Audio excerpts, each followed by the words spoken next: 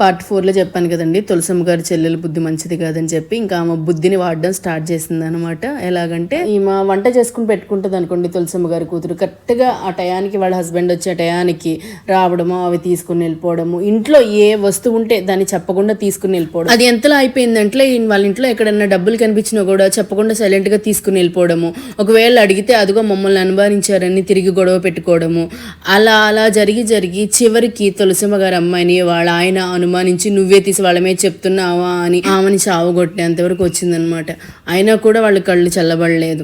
ఏదో ఒకటి చేయడం, డైలీ వాళ్ళ భార్యాభర్తల మధ్య గొడవ పెట్టడము, అలానే కొన్ని సంవత్సరాలు, ఒక 2-3 సంవత్సరాలు. ఫస్ట్ పాపకి 1 year ఉంటుంది, సెకండ్ పాప మంత్స్ బేబీ ఉందన్నమాట. మినిమం ఆ అమ్మాయి ఒక పెళ్ళైన గట్టిగా ఒక 5 సంవత్సరాలు ఈ భూమి మీద ఉందేమో. ఈ కథ నాకు ఎప్పుడో తెలిసిన, ఇప్పుడు ఎందుకు మీతో షేర్ చేసుకుంటున్నా అన్నది అది దేవుడికి తెలియాలి. ఒకవేళ మీ ద్వారా ఆమె ఆత్మకి శాంతి కలగాలని రాసిపెట్టుందేమో.